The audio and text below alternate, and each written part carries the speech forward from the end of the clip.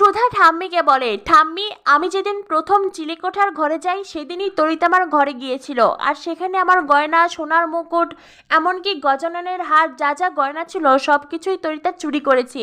তাই তো দিদিভাই পরে গজাননের হার খুঁজতে গিয়ে কোনো গয়নাই সেখানে পায়নি। সুধার কথা শুনে রীতিমতো ঠাম্মি অবাক, তার ছোট নাত বউ কিনা একটা চোর। তরিতা তো বারবার অস্বীকার করেই যাচ্ছে। তরিতা বারবার করে ঠাম্মিকে বোঝানোর চেষ্টা করে যে এই সব কিছু সুধার প্ল্যান। সুধা আর তার ডাকাত বোন মিলে তরিতার মাথায় বন্দুক ঠেকিয়ে তাকে দিয়ে মিথ্যে কথা বলিয়েছে, আর সেই দলে দাদাভাই আর সমুদ্রকেও টেনেছে। সুধা তখন তরিতাকে বলে, তোমার চুরির সাক্ষী আরও একজন আছে। শুনেই তো তরিতা ঘাবড়ে যায়। সুধা চিরকুটের কথাই বলছে, যে কিনা নিজের চোখে তরিতাকে চুরি করতে দেখেছে। আগামী পর্বে ঠাম্মির সামনে হয়তো চিরকুট সেই সব সত্যি তুলে ধরবে। আগামী পর্বে আরও দেখানো হবে যে তেজের কাছে একটা কল আসে, আর তেজ সেই ফোন রিসিভ করে একেবারে খুশি হয়ে যায়।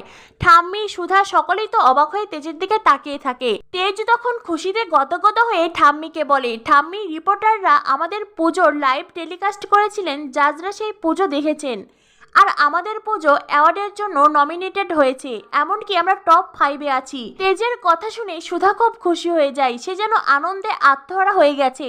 সুধার আনন্দ খুশি দেখে ঠাম্মির মনে খটকা লাগে। ঠাম্মি মনে মনে ভাবতে থাকেন, বড় নাত বউ যে কিনা পুজোর কোনো আয়োজনে ছিল না, এমনকি গজাননের মূর্তি বানানোর সময়ও ছিল না, সে এতটা খুশি কেন হলো।